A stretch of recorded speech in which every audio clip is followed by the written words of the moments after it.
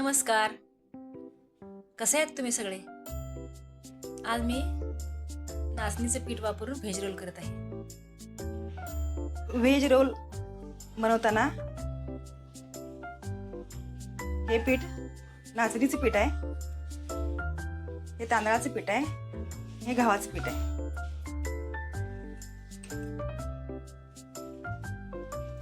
या चवीपुरतं मीठ घालून घ्यायचं. हे मीठ, ही मिरची किसून घेतली मी, गाजर किसून घेतले, हे मक्का मी उकडून घेतलाय आणि बटाटा उकडून त्याचं मी पल्प काढून घेतलाय. हे गरम मसाला, हे मीठ, थोडं तिखट, हे हळद. हे असं त्याची पारी लाटून घ्यायची.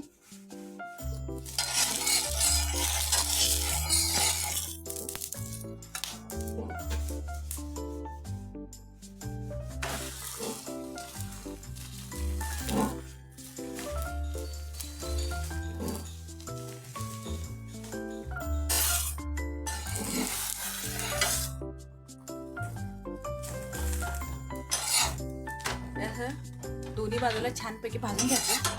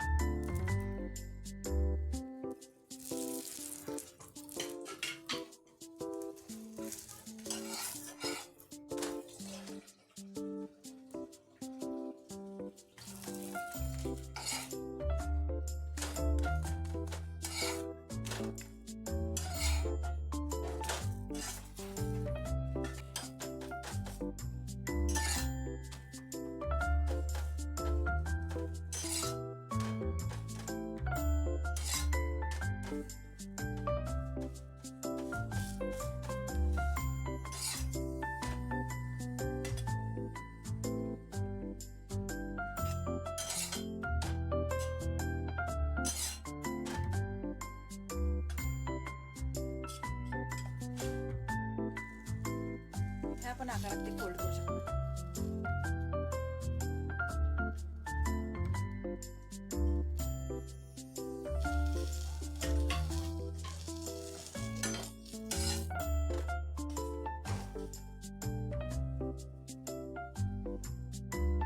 व्हेज रोल बनवताना नाचणीचं पीठ जास्त प्रमाणात घ्यायचं, गव्हाचं आणि तांदळाचं पीठ थोड्या प्रमाणात घ्यायचं. त्यात मीठ घालून ती कणिक, आपण चपातीची कणिक कशी मळतो तसं मळून ती 20 मिनिटासाठी रेस्टसाठी ठेवायची.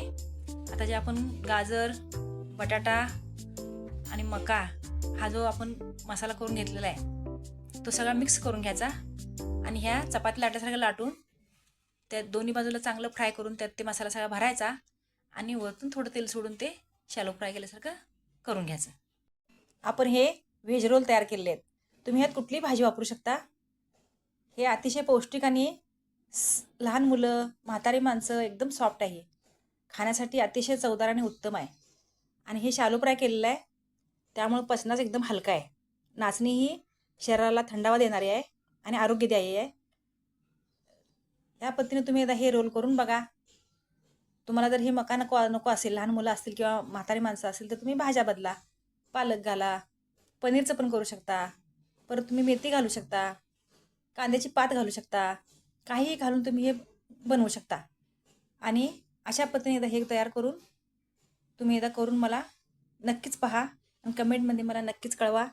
माझ्या चॅनलला सबस्क्राईब करा, लाईक करा आणि शेअर करा. धन्यवाद.